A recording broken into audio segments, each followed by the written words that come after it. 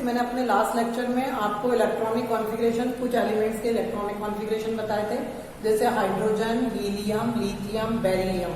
और मैंने आपसे कहा था कि थोड़ा सा आप एटॉमिक नंबर याद करके आना और आप डायग्राम याद करके आना। मैं उसी से आगे आपको कंटिन्यू कर रही हूँ। बेरिलियम का एटॉमिक नंबर 4 था, वहां तक मैंने आपको इलेक्ट्रॉनिक कॉन्फ़िगरेशन बता दिया था। अपना जो अगला एलिमेंट है वो बोरॉन है, जिसका एटॉमिक नंबर कितना 5 है, यानी इसके अंदर टोटल कितने इलेक्ट्रॉन है, 5 इलेक्ट्रॉन्स हैं।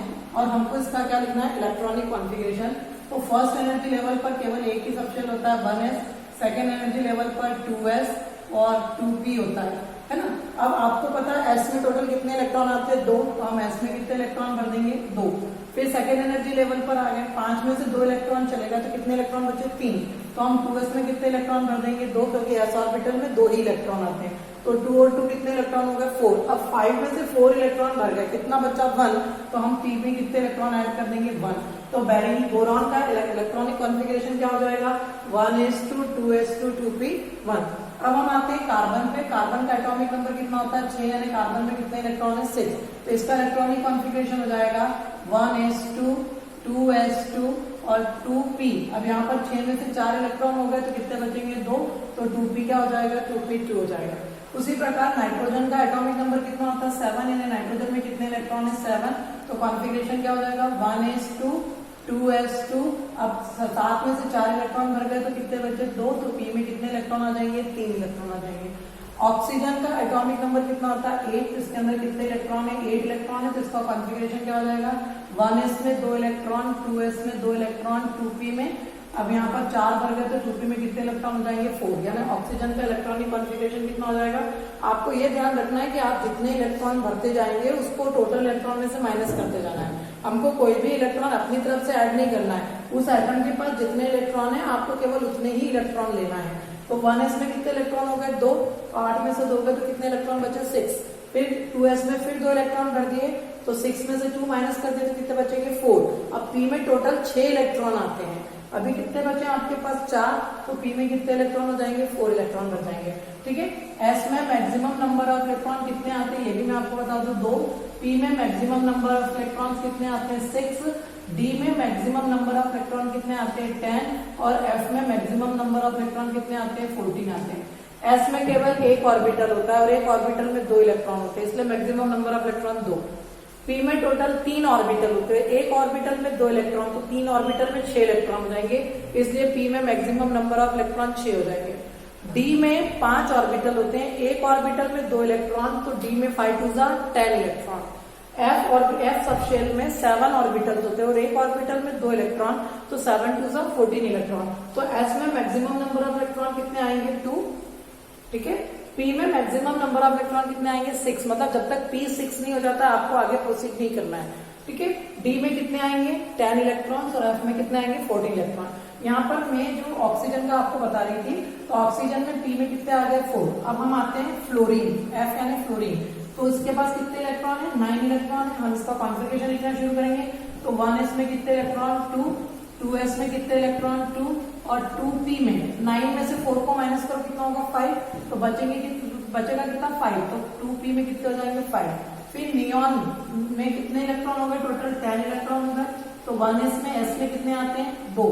फिर 2s में भी कितने आएंगे, 2। अब p में देखो 10 थे, 10 में से 4 इलेक्ट्रॉन हम फिल कर चुके हैं, बचे कितने, 6, तो 2p में कितने आ जाएंगे, 6। अब p में 6 से ज्यादा इलेक्ट्रॉन नहीं आते, तो जब p में 6 हो जाते हैं तो हमको कहाँ प्रोसीड करना है, 3s पे प्रोसीड करना है। कहाँ प्रोसीड करना है, इसमें 3s पे। इसके लिए मैं आपके सामने एक एग्जांपल ले रही हूँ, सोडियम Na, इसका एटॉमिक नंबर कितना होता है, 11, यानी इसके अंदर कितने इलेक्ट्रॉन है, 11 इलेक्ट्रॉन है। अब मैं इसका कॉन्फ़िगरेशन लिखूंगी, तो 1s में कितने इलेक्ट्रॉन, 2, 2s में कितने इलेक्ट्रॉन, 2, 2p में कितने हो जाएंगे, 6, 6 और 2 8, 8 और 2 10, 11 में से 10 इलेक्ट्रॉन फिल कर चुके हैं। अब 2p के बाद कौन सा ऑर्बिटल आता है, 3s आता है, तो 3s में कितना आना चाहिए, 2, बट हमारे पास बचा कितना, केवल 1, इसलिए हम 3s में कितना भरेंगे, 1। आएगा समझ में, s में 2 आते तो हम 2 नहीं लिख देंगे, क्योंकि हमारे पास 2 इलेक्ट्रॉन बचे ही नहीं है। टोटल 11 इलेक्ट्रॉन थे, 11 में से 10 इलेक्ट्रॉन हम भर चुके हैं, तो बचा कितना इलेक्ट्रॉन, 1, इसलिए हम यहाँ 3s में क्या लिखेंगे, 1 लिखेंगे। इसी तरह से हमको दूसरे जो एलिमेंट हैं उनके भी इलेक्ट्रॉनिक कॉन्फ़िगरेशन लिखना है। मैं जो कॉमन जो पूछे जाते हैं उसका मैं आपको यहाँ पर एक बता दूं, उसमें आपको मैं अनपेड इलेक्ट्रॉन काउंट करना भी सिखा दूंगी और कॉन्फ़िगरेशन कैसे लिखते हैं वो भी मैं आपको बता दूंगी। दो एलिमेंट यहाँ पर मैं ले रही हूँ, chromium and copper. Chromium and copper, Cr means chromium और Cu means copper. Cu means copper. Okay, chromium का एटॉमिक नंबर 24 होता है, यानी इसके अंदर 24 इलेक्ट्रॉन्स होते हैं।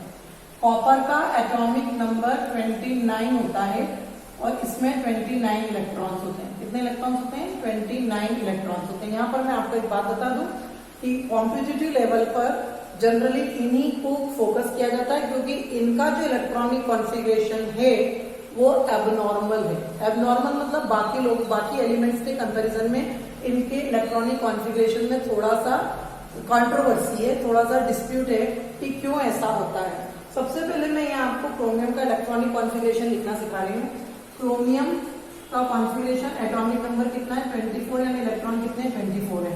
सबसे पहले हम कहाँ जाएंगे? 1s2, 2s2, 2p6, 3s2, 3p6। ध्यान दीजिए यहाँ पर टोटल 24 इलेक्ट्रॉन्स हैं। 6 और 2 8 और 2 10, 10 और 8 18 इलेक्ट्रॉन्स फिल कर चुके हैं हम। 1s2, 2s2, 2p6, 3s2, 3p6। अब आप अगर अबोव का डायग्राम है तो आपको अबोव के डायग्राम में आपने देखा होगा 3p के बाद 4s ऑर्बिटल आता है और 4s के बाद क्या आता है? 3d ऑर्बिटल आता है, क्योंकि 4s की एनर्जी 3d से क्या होती है? कम होती है। और अबोव क्या कहता है? पहले इलेक्ट्रॉन लोअर एनर्जी ऑर्बिटल में भरो, फिर हायर एनर्जी में जाओ। तो 4s और 3d में 3d की एनर्जी ज्यादा है और 4s ऑर्बिटल की एनर्जी क्या कम है, तो इसलिए हम पहले किसको लिखेंगे? 4s को, फिर किसको लिखेंगे? 3d को। अब s में कितने इलेक्ट्रॉन आते हैं? 2। मैंने यहाँ पर 2 भर दिए। क्यों 2 इलेक्ट्रॉन भरे? क्योंकि मेरे पास इलेक्ट्रॉन बाकी है। यहाँ पर मैंने अभी कितने इलेक्ट्रॉन भरे थे? 18। मेरे पास 6 इलेक्ट्रॉन बाकी थे, इसलिए मैंने s में डायरेक्ट कितने इलेक्ट्रॉन लिख दिए? 2। तो इलेक्ट्रॉनिक कॉन्फ़िगरेशन क्या हो गया? 1s2, 2s2, 2p6, 3s2, 3p6, 4s2। ऐसा करने से 20 इलेक्ट्रॉन्स में भर चुकी हूँ। अब कितना बचा है? 4 इलेक्ट्रॉन। तो 3d में क्या लिख दूंगी? मैं 4 लिख दूंगी। यानी अगर हम ओम्स रूल को, पाउली रूल को और अबोव रूल को ओबे करते हुए क्रोमियम का इलेक्ट्रॉनिक कॉन्फ़िगरेशन लिखें तो क्रोमियम का इलेक्ट्रॉनिक कॉन्फ़िगरेशन है 1s2, 2s2, 2p6, 3s2, 3p6, 4s2, 3d4 है। ठीक है, लेकिन इसको क्या कहते हैं? हम इनकरेक्ट बोलते हैं। क्या बोलते हैं इस कॉन्फ़िगरेशन को? इनकरेक्ट, यानी सही नहीं है। उसका कारण मैं यहाँ पर आपको बताती हूँ। s ऑर्बिटल में 2 इलेक्ट्रॉन आते हैं। अगर s ऑर्बिटल में 2 इलेक्ट्रॉन हैं तो हम उसको फुल्ली फिल्ड बोलेंगे। क्या बोलेंगे? Fully filled orbital. Fully filled orbital. और अगर s ऑर्बिटल में 1 इलेक्ट्रॉन है तो हम इसको बोलेंगे exactly half filled s orbital. Exactly half filled s orbital या एग्जैक्टली हाफ फिल्ड ऑर्बिटल।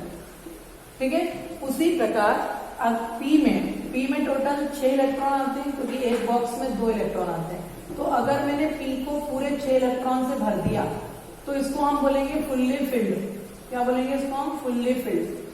और अगर p में 6 की जगह 3 इलेक्ट्रॉन है तो 6 का हाफ 3 होता है, यानी p में अगर 3 इलेक्ट्रॉन है तो हम इसको क्या बोलेंगे? Exactly half. Exactly half filled. Exactly half filled. उसी प्रकार मैं आपसे d की बात कर रही हूँ। d में टोटल 5 ऑर्बिटल होते हैं। d में टोटल 5 ऑर्बिटल होते हैं। एक ऑर्बिटल में 2 इलेक्ट्रॉन आता है, तो यह मैंने आपके सामने टोटल 10 इलेक्ट्रॉन d ऑर्बिटल में भर दिए। d ओके, तो ये पूरे सारे 10 के 10 इलेक्ट्रॉन है d में, तो हम इसको फुल्ली फिल्ड d ऑर्बिटल बोलेंगे। क्या बोलेंगे? हम इसको फुल्ली फिल्ड ऑर्बिटल बोलेंगे। ठीक है, और अगर d में 10 का आधा करें तो कितना होता है? 5। यानी d में अगर 5 इलेक्ट्रॉन है, 1 2 3 4, ये हुंड का रूल है, सिंगली फिल्ड कर रहे हैं हम, तो इसको हम क्या बोलेंगे? हाफ फिल्ड बोलेंगे। ये आप एग्जैक्टली लगा सकते हो आगे, एग्जैक्टली हाफ फिल्ड है। ठीक है, तो मैंने आपके सामने यहाँ पर जो क्रोमियम का कॉन्फ़िगरेशन लिखा है वो कॉन्फ़िगरेशन होम्स रूल को, अबोव रूल को, पाउली रूल को ओबे करते हुए लिखा है। उसके बाद में भी मैं बोल रही थी ये कॉन्फ़िगरेशन एब्नॉर्मल है, इनकरेक्ट है। उसका कारण क्या है? यहाँ पर आप देखिए 3d4 है, तो 3d5 होने में कितने इलेक्ट्रॉन की देर है? 1 इलेक्ट्रॉन और चाहिए। कितने इलेक्ट्रॉन और चाहिए उसको 3d5 करने के लिए? 1 इलेक्ट्रॉन। मैं यहाँ पर आपके सामने fully filled, half filled, fully filled, half filled की बात कर रही हूँ। फुल्ली फिल्ड और हाफ फिल्ड ऑर्बिटल्स जो होते हैं वो एक्स्ट्रा स्टेबल होते हैं। कैसे होते हैं? फुल्ली फिल्ड और हाफ फिल्ड ऑर्बिटल्स जो होते हैं, हाफ फिल्ड मतलब एग्जैक्टली हाफ फील्ड, अगर उसमें 6 आते हो 3 है तो एग्जैक्टली हाफ फील्ड हो गया वो। तो हाफ फील्ड और फुल्ली फील्ड ऑर्बिटल्स जो होते हैं वो एक्स्ट्रा स्टेबल होते हैं। तो यहाँ पर अगर मैं सिर्फ इसका इतना इतना कॉन्फ़िगरेशन लिखूं तो 4s में कितने इलेक्ट्रॉन हो गए? 2, ये 4s यानी फुल्ली फील्ड है, क्योंकि इसमें 2 से ज्यादा इलेक्ट्रॉन आते ही नहीं है। और डी में 3d लिख रही हूं मैं यहाँ, 3d 1 2 3 4 5, ये 3d है। इसमें 1 2 3 4 ये है। अब आप देखिए, अगर इसके अंदर एक इलेक्ट्रॉन और आ जाए तो ये एग्जैक्टली हाफ फील्ड हो जाएगा, और एग्जैक्टली हाफ फील्ड हो गया मतलब एक्स्ट्रा स्टेबल हो गया। तो एक्स्ट्रा स्टेबिलिटी को गेन करने के लिए, क्या करने के लिए? एक्स्ट्रा स्टेबिलिटी को गेन करने के लिए, यानी एग्जैक्टली हाफ फील्ड होने के लिए एस ऑर्बिटल जो है, 4s में 2 इलेक्ट्रॉन है और आपको मालूम है ये फुल्ली फिल्ड है, अगर ये अपना एक इलेक्ट्रॉन दे देगा, ट्रांसफर कर देगा डी में, तो ये हाफ फील्ड हो जाएगा। यानी ये फुल्ली फिल्ड है तब भी एक्स्ट्रा स्टेबल है, हाफ फील्ड हो जाएगा तब भी एक्स्ट्रा स्टेबल रहेगा। तो 4s जो है वो अपना एक इलेक्ट्रॉन कहां ट्रांसफर कर देता है? 3d में ट्रांसफर कर देता है। तो इसका कॉन्फ़िगरेशन 4s1 हो जाएगा और 3d में टोटल कितने हो जाएंगे? 5, 1 2 3 4 5 ये। और ऐसा हो जाने से क्या होगा? जो d ऑर्बिटल है वो एग्जैक्टली हाफ फील्ड हो जाएगा। एग्जैक्टली हाफ फील्ड मतलब एक्स्ट्रा स्टेबल हो जाएगा। इसलिए जो क्रोमियम का कॉन्फ़िगरेशन होगा वो एग्जैक्ट जो सही कॉन्फ़िगरेशन होगा वो कॉन्फ़िगरेशन क्या होगा? 3d 1s2 2s2 2p6 3s2 3p6 4s1 और 3d5 ये करेक्ट होगा, क्योंकि जो है डी ऑर्बिटल में टोटल 5 इलेक्ट्रॉन आ जाएंगे। 5 इलेक्ट्रॉन मतलब एग्जैक्टली हाफ फील्ड, और एग्जैक्टली हाफ फील्ड मतलब एक्स्ट्रा स्टेबल। एस की स्टेबिलिटी पे कोई फर्क नहीं पड़ेगा, क्योंकि एस में 2 इलेक्ट्रॉन थे तब भी वो एक्स्ट्रा स्टेबल था, और अगर एस अपना एक इलेक्ट्रॉन डी में ट्रांसफर कर देगा तो हाफ फील्ड हो जाएगा, तो भी कैसा रहेगा? एक्स्ट्रा स्टेबल रहेगा। यानी एस ऑर्बिटल की एक्स्ट्रा स्टेबिलिटी पर कोई असर नहीं पड़ेगा, इसलिए वो डी ऑर्बिटल को एक्स्ट्रा स्टेबल बनाता और अपना एक इलेक्ट्रॉन एस से कहां पर ट्रांसफर कर देता है? डी में ट्रांसफर कर देता है। आगे बात में ये किसका कॉन्फ़िगरेशन था? क्रोमियम का। यानी क्रोमियम का कॉन्फ़िगरेशन 4s2 3d4 नहीं होगा, क्रोमियम का कॉन्फ़िगरेशन 4s1 3d5 होगा। ठीक है। उसके बाद आप आते हैं अपन कॉपर का। किसका लेंगे आप अपन कॉन्फ़िगरेशन? कॉपर का। कॉपर के कॉन्फ़िगरेशन में कॉपर का एटॉमिक नंबर कितना है? 29 है। इसका मतलब कॉपर में 29 इलेक्ट्रॉन्स हैं। अब हमको इन 29 इलेक्ट्रॉन्स को क्या करना है? फिल करना है। तो हम सबसे पहले लिखेंगे 1s 2s 2p 3s 3p 4s 3d, इस तरह से लिखेंगे। यहां पर अगर मैं सीक्वेंस क्यों तोड़ देती हूँ? क्योंकि अबव के अकॉर्डिंग 4s की एनर्जी 3d ऑर्बिटल से कम होती है। अबव कहता है सबसे पहले इलेक्ट्रॉन लोअर एनर्जी के ऑर्बिटल में जाना चाहिए, फिर हायर एनर्जी के ऑर्बिटल में जाना चाहिए। तो 4s की जो एनर्जी है वो 3d से क्या है? कम है। इसलिए सबसे पहले हम इलेक्ट्रॉन कहाँ भरेंगे? 4s ऑर्बिटल में, और उसके बाद हम कहाँ पर जाएंगे? 3d में जाएंगे। ओके। अब आपको इसके अंदर इलेक्ट्रॉन भरना है। अभी मैंने ये एनर्जी लेवल आप कह सकते हो या शेयर कह सकते हो, ये मैंने आपके सामने यहाँ लिखे हैं। अब 29 इलेक्ट्रॉन्स को हमको इसके अंदर भरना है। तो आपको पता है एस में मैक्सिमम नंबर इलेक्ट्रॉन कितने आते हैं? 2। 29 में से 2 माइनस क्या? 27। 2s में भी कितने आएंगे? 2। p में मैक्सिमम कितने इलेक्ट्रॉन आते हैं? 6। तो p में कितना हो जाएगा? 6। 3 में s में कितने मैक्सिमम इलेक्ट्रॉन आते हैं? s में 2। p में कितने आते हैं? 6, है ना। अब s में कितने आएंगे? 2। अगर यहां तक हम इलेक्ट्रॉन काउंट करें तो टोटल 29 में से 20 इलेक्ट्रॉन हम भर चुके हैं। 2 2 4 और 6 10 10 और 2 12 12 और 6 18 18 और 2 20, यानी टोटल 29 इलेक्ट्रॉन्स में से 20 इलेक्ट्रॉन हम फिल कर चुके हैं। अब हमारे पास कितने इलेक्ट्रॉन बचे? 20 भर दिए तो 9, यानी 3d 9 हो जाएगा, और ये इनकरेक्ट रहेगा। ये जो कॉन्फ़िगरेशन है ये इनकरेक्ट है। क्यों? कारण क्या है? इधर देखिए 4s में कितने इलेक्ट्रॉन है? 2 इलेक्ट्रॉन है, और d 4s में एक ही ऑर्बिटल होता है। बार बार एक ही बॉक्स बनाती हूँ मैं s ऑर्बिटल के लिए। d में 5 ऑर्बिटल होते हैं। कितने ऑर्बिटल होते हैं? 5। इसलिए d के लिए मैं कितने बॉक्स बनाऊंगी? 5। ये मैंने 3d लिख दिया। मेरे को कितने इलेक्ट्रॉन भरना है इसके अंदर? 9। तो पहले होम रूल लगाऊं, सबको पहले सिंगली फिल कर दूं तो 9 में से 5 हो गए। अब बचे कितने? 4 इलेक्ट्रॉन। तो इन्हीं में मैं पेयरिंग शुरू कर देती हूँ। तो ये पेयरिंग शुरू कर दी मैंने। है ना, एक इलेक्ट्रॉन ऑर्बिटल में 2 से ज्यादा इलेक्ट्रॉन भर नहीं सकते, पाउली का रूल है, तो एक एक इलेक्ट्रॉन की पेयरिंग कर दी, तो टोटल 9 इलेक्ट्रॉन कर दिए। अब आप यहाँ पर जरा ध्यान दीजिए, 3d 9 है, टोटल डी में कितने इलेक्ट्रॉन आते हैं 10। इसको 10 होने के लिए मात्र एक इलेक्ट्रॉन की जरूरत है। अगर इसमें एक इलेक्ट्रॉन आ जाता है तो ये फुल्ली फिल्ड हो जाएगा। फुल्ली फिल्ड हो जाएगा मतलब एक्स्ट्रा स्टेबल हो जाएगा, यानी एक्स्ट्रा स्टेबिलिटी को गेन कर लेगा। ठीक है, अब आप इधर देखिए 4s में, s में मैक्सिमम 2 इलेक्ट्रॉन आते हैं, यहाँ s में 2 इलेक्ट्रॉन हैं, यानी s एक्स्ट्रा स्टेबल नेचर का है। ठीक है, d को एक्स्ट्रा स्टेबिलिटी गेन करने के लिए एक इलेक्ट्रॉन चाहिए, इसलिए क्या करेगा, ये s अपना एक इलेक्ट्रॉन 3d में ट्रांसफर कर देगा। क्यों? क्योंकि ये एक इलेक्ट्रॉन अगर देगा तो भी हाफ फील्ड रहेगा, हाफ फील्ड रहेगा तो भी एक्स्ट्रा स्टेबल रहेगा। लेकिन जो d ऑर्बिटल था, जो एक्स्ट्रा स्टेबल नहीं था, वो 4s इलेक्ट्रॉन को लेकर एक्स्ट्रा स्टेबल हो जाएगा। ये पूरे आपके 10 इलेक्ट्रॉन हो गए, यहाँ पर 3d 9 था और ये यहाँ पर कितने हो गए आपके 3d 10 हो गए, यानी ये एक्स्ट्रा स्टेबल हो गया। कैसा हो गया? Extra stable. क्यों हो गया एक्स्ट्रा स्टेबल? फुल्ली फिल्ड होने के कारण। फुल्ली फिल्ड और हाफ फिल्ड ऑर्बिटल्स जो होते हैं वो एक्स्ट्रा स्टेबल होते हैं। कोई डाउट किसी तरह का? यहाँ पर 4s में एक इलेक्ट्रॉन तो भी हाफ फिल्ड हो गया, तो भी एक्स्ट्रा स्टेबल है, लेकिन d में 9 थे, एक्स्ट्रा स्टेबिलिटी को गेन करने के लिए s ने अपना एक इलेक्ट्रॉन d में ट्रांसफर करके d को फुल्ली फिल्ड कर दिया, उसको भी एक्स्ट्रा स्टेबिलिटी प्रोवाइड कर दी। तो हाफ फिल्ड और फुल्ली फिल्ड ऑर्बिटल्स क्या होते हैं? Extra stable. यानी जो कॉपर का कॉन्फ़िगरेशन मैंने आपके सामने लिखा है 4s2 3d9, वो चीज अब यहाँ से क्या हो जाएगी? चेंज हो जाएगी। तो एक्चुअल जो कॉन्फ़िगरेशन कॉपर का हो जाएगा वो क्या हो जाएगा? 1s2 2s2 2p6 3s2 3p6 4s1 और 3d10 हो जाएगा। ये इसका एक्चुअल कॉन्फ़िगरेशन, सही कॉन्फ़िगरेशन ये रहेगा। कारण मैंने आपको क्या बताया, हाफ फिल्ड और फुल्ली फिल्ड ऑर्बिटल्स जो होते हैं वो एक्स्ट्रा स्टेबल होते हैं। अब यहाँ पर मेन जो कारण आता है कि मैं आपसे बार बार बोल रही हूँ हाफ फिल्ड और fully filled orbitals extra stable क्यों होते हैं, क्या कारण है, तो उसके पीछे दो लॉजिक है जो मैं आपको बताने जा रही हूँ। Extra stability of half filled and fully filled configuration. Extra stability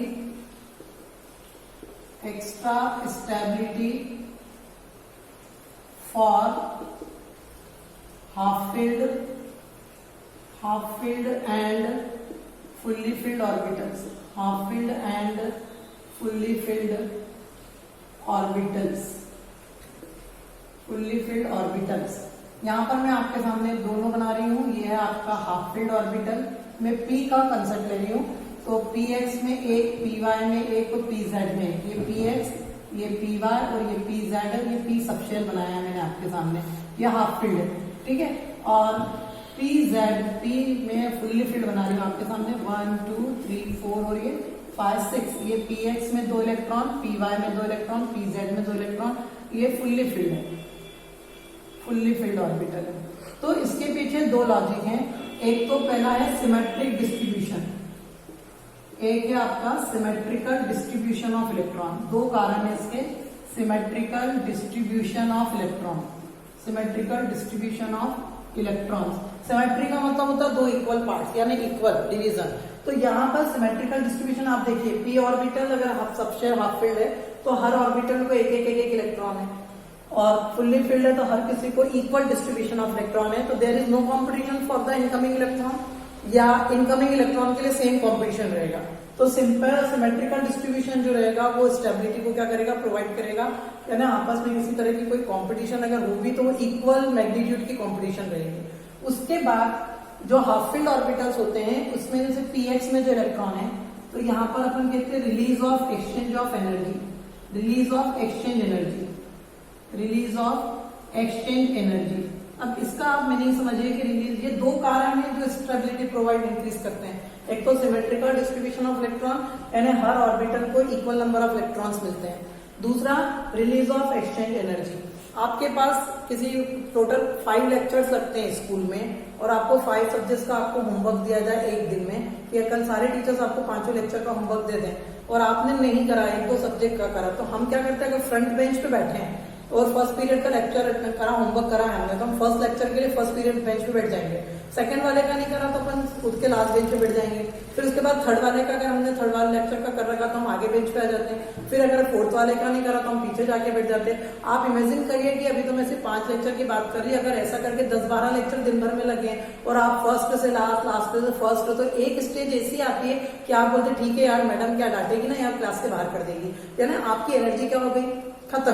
और आप फर्स्ट या लास्ट पे बैठने को क्या हो जाते हैं, मजबूर हो जाते हैं, है ना। आप में से एनर्जी क्या हो गई, रिलीज हो। जब आप में से एनर्जी रिलीज हुई तो आप में क्या आ गई, स्टेबिलिटी आ गई, और स्टेबिलिटी आ गई तो आप एक जगह पर बैठने के लिए क्या हो गए, मजबूर हो गए। उसी प्रकार हाफ फील्ड ऑर्बिटल्स के केस में क्या होता है, या फुल्ली फील्ड ऑर्बिटल्स के केस में क्या होता है, एक इलेक्ट्रॉन अपने ही एनर्जी लेवल पर, अपने ही बंगले में अपने कमरे को चेंज करता रहता है, एक दूसरे से एक्सचेंज करता रहता है। जैसे मैं यहाँ पर बात कर रही हूँ पी सबशेल की, है ना। पी सबशेल बंगला है ये, और उसके ये 3 कमरे हैं। तो ये जो इलेक्ट्रॉन है पी एक्स का, वो कहेगा पी वाई को तू मेरी जगह पर आ जा, मैं तेरी जगह पे चला जाता हूँ। पी वाई पी जेड को बोल सकता है ऐसा, यानी जो पी एक्स का इलेक्ट्रॉन है वो 2 बार अपनी पोजीशन चेंज कर सकता है। पी वाई वाला पी जेड के साथ एक अपनी पोजीशन को चेंज कर सकता है। तो इस तरह से आप इमेजिन करिए कि डी ऑर्बिटल में अगर हाफ फील्ड है, डी ऑर्बिटल अगर हाफ फील्ड है 1 2 3 4 और ये 5, तो पहला वाला इलेक्ट्रॉन 1 2 3 4 बार अपनी पोजीशन चेंज कर सकता है। सेकेंड वाला इलेक्ट्रॉन 1 2 3 टाइम्स अपनी पोजीशन चेंज कर सकता है। थर्ड इलेक्ट्रॉन 1 2 टाइम्स अपनी पोजीशन चेंज कर सकता है। फोर्थ वाला इलेक्ट्रॉन 1 टाइम अपनी पोजीशन, यानी टोटल जो 5 इलेक्ट्रॉन है वो 10 टाइम्स अपनी पोजीशन को क्या करेंगे, चेंज करेंगे। अपने ही एक कमरे के, अपने ही बंगलों के अंदर कमरे को क्या करते रहेंगे, चेंज। और उससे इलेक्ट्रॉन की एनर्जी क्या होगी, जब रिलीज होगी इलेक्ट्रॉन की एनर्जी डिक्रीज होगी, तो पूरे शेल की एनर्जी क्या हो जाएगी, डिक्रीज हो जाएगी। और डिक्रीज इन एनर्जी मतलब इंक्रीज इन स्टेबिलिटी। जब इलेक्ट्रॉन अपने ही सब शेल में, अपने ही ऑर्बिटल्स में अपनी पोजीशन को इंटरचेंज करते हैं, एक्सचेंज करते हैं, तो एनर्जी क्या होती है, इलेक्ट्रॉन की रिलीज होती है। इलेक्ट्रॉन की एनर्जी रिलीज होगी ना, ऑर्बिटल की एनर्जी कम होगी, ऑर्बिटल की एनर्जी कम होगी ना, सबशेल की एनर्जी कम होगी, सबशेल की एनर्जी कम होगी मतलब शेल की एनर्जी कम होगी। और इस तरह से जो है पूरे शेल की एनर्जी जब कम होगी तो स्टेबिलिटी क्या हो जाती है, बढ़ जाती है। इस कारण हाफ फील्ड और फुल्ली फील्ड ऑर्बिटल्स जो होते हैं they are extra stable in nature. ठीक है, ये जो था आपका, मैंने आपको कारण बताया दिया कि हाफ फील्ड और फुल्ली फील्ड ऑर्बिटल्स जो होते हैं वो एक्स्ट्रा स्टेबल नेचर के क्यों होते हैं, because of the symmetrical distribution of electron, release of exchange of energy. इस चैप्टर को एक पॉइंट से और बस मैं आपको समझाऊंगी, इस चैप्टर में एक ट्रिक मैं आपको और बताऊंगी, उसके बाद ये चैप्टर आपका खत्म हो जाएगा। ये लास्ट टॉपिक आपके चैप्टर का रहेगा। अगर मैंने आपको बोला Ni निकल एटम है और एक मैंने आपके सामने लिया Fe3 पॉजिटिव एटम है, आयन है, सॉरी, और आपको इसमें नंबर ऑफ अनपेयर्ड इलेक्ट्रॉन्स निकालना है। नंबर ऑफ अनपेयर्ड मतलब कितने इलेक्ट्रॉन, एक सिंगल अनपेयर्ड, 2 इलेक्ट्रॉन होते हैं तो उनको पेयर्ड कहते हैं, और एक इलेक्ट्रॉन होता है तो उसको हम क्या कहते हैं, अनपेयर्ड। तो निकल एटम का इलेक्ट्रॉन एटम कितना है, एटॉमिक नंबर कितना होता है 27, यानी इसका इलेक्ट्रॉनिक नंबर ऑफ इलेक्ट्रॉन्स कितने हो जाएंगे इसके अंदर 27। अब आप इसका कॉन्फ़िगरेशन लिखोगे तो क्या लिखोगे, 1s2 2s2 2p6 3s2 3p6 4s2 3d7। ठीक है, अब आप यहाँ पर देखो 2 2 6 2 6 2, यानी ये सारे इलेक्ट्रॉन तो पेयर्ड है, क्योंकि p6 यानी हर ऑर्बिटल में 2 इलेक्ट्रॉन यानी पेयर्ड है। अब हम कहां पर अनपेयर्ड इलेक्ट्रॉन किससे पता करेंगे, इधर से। 3d7 है, तो 3d7 में मैं यहाँ पर बॉक्स बनाऊंगी, 1 2 3 4 5 7 इलेक्ट्रॉन कैसे बनेंगे, पहले सबको एक इलेक्ट्रॉन बांट देंगे, बांट दिया एक इलेक्ट्रॉन, 5 हो गए, 7 हैं तो अपन 2 में क्या कर देंगे, पहले। अब बताओ कितने इलेक्ट्रॉन अनपेयर्ड हो गए, 1 2 और 3। जो सिंगल इलेक्ट्रॉन्स होते हैं उनको अपन अनपेयर्ड इलेक्ट्रॉन कहते हैं। तो निकल एटम के में 3d7 था, डी में 7 इलेक्ट्रॉन कर दिए तो 3 इलेक्ट्रॉन क्या हो गए, अनपेयर्ड हो गए। तो नंबर ऑफ अनपेयर्ड इलेक्ट्रॉन्स कितने हो जाएंगे, number of unpaired electron is equal to कितने हो जाएंगे, 3। आगे बात समझ में। तो इस तरह से अपन अनपेयर्ड इलेक्ट्रॉन निकालते हैं। ये मैंने आपको एटम का बताया। एक आपके सामने मैं एग्जांपल ले रही हूँ Fe ट्रिपल पॉजिटिव आयन का। तो यहाँ पर सबसे पहले आपको ये बताना, आयरन का एटॉमिक नंबर 26 होता है, तो इसका एटॉमिक, इसमें नंबर ऑफ इलेक्ट्रॉन कितना होगा, 26। अब आयरन के ऊपर 3 पॉजिटिव चार्ज है, आपको पता है पॉजिटिव चार्ज मतलब 3 इलेक्ट्रॉन डोनेट कर दिए, तो Fe ट्रिपल पॉजिटिव आयन में कितने इलेक्ट्रॉन हो जाएंगे, 23 इलेक्ट्रॉन हो जाएंगे। क्योंकि 3 इलेक्ट्रॉन डोनेट कर दिए, तो कितने बचे, 3 इलेक्ट्रॉन कम होगा तो कितने इलेक्ट्रॉन बचे, 23 इलेक्ट्रॉन। अब आप इसका कॉन्फ़िगरेशन लिखोगे 1s2 2s2 2p6 3s2 3p6 4s और 3d। अभी मैं इसको ऐसे करके छोड़ दे रही हूँ। यहाँ पर कितने इलेक्ट्रॉन हो गए आपके, 18। 6 और 2 8 और 2 10 10 और 8 18। 18 मतलब 2 यहाँ पर कर दूं और 3 यहाँ पर कर दूं, ठीक है। तो 4s यहाँ तक तो सारे फुल्ली फिल्ड है, मतलब पेयर्ड है। अब 3d है, तो 3d में कितने इलेक्ट्रॉन भरेंगे हम, 3 इलेक्ट्रॉन। तो 1 2 और 3, तो नंबर ऑफ अनपेयर्ड इलेक्ट्रॉन कितने हो गए, number of unpaired electron equal to 4s 2 और 3d 3 है, तो इसमें आपको कितने इलेक्ट्रॉन डोनेट करना है, 3। तो पहले आपको यहाँ 4s है ना, फोर्थ एनर्जी लेवल के 2 इलेक्ट्रॉन जाएंगे। पहले मैं आपके सामने, एक मिनट रुकना, पहले मैं आपके सामने आयरन का इलेक्ट्रॉनिक कॉन्फ़िगरेशन लिख रही हूँ। तो ये 3d6 हो गया। जब आप इलेक्ट्रॉन डोनेट करते हैं, क्या करते हैं, इलेक्ट्रॉन डोनेट करते हैं, तो सबसे पहले बाहर वाले एनर्जी लेवल में से इलेक्ट्रॉन जाएंगे, तो 4s के 2 इलेक्ट्रॉन कट हो जाएंगे, ठीक है। फिर कितने देना है उसको, 3, तो एक d में से कट हो जाएगा, तो d में कितने बचेंगे, 5। ऐसा में पहले आयरन का अपन कॉन्फ़िगरेशन लिखेंगे। सबसे बाहर वाले एनर्जी लेवल के 2 इलेक्ट्रॉन जो है वो पहले जाएंगे, टोटल 3 इलेक्ट्रॉन डोनेट करेंगे, तो 2 इलेक्ट्रॉन पहले जाएंगे, फिर 1, तो डी में कितने बचेंगे, 5। तो यहाँ पर मैं 5 भरूंगी, तो total number of unpaired electron कितने हो जाएंगे, 5 हो जाएंगे। तो इस तरह से आप अनपेयर्ड इलेक्ट्रॉन निकाल सकते हैं, ठीक है। यहाँ पर ये जो है आपका आज चैप्टर नंबर 2 था, स्ट्रक्चर ऑफ एटम, ये कंप्लीट होता है। Thank you very much.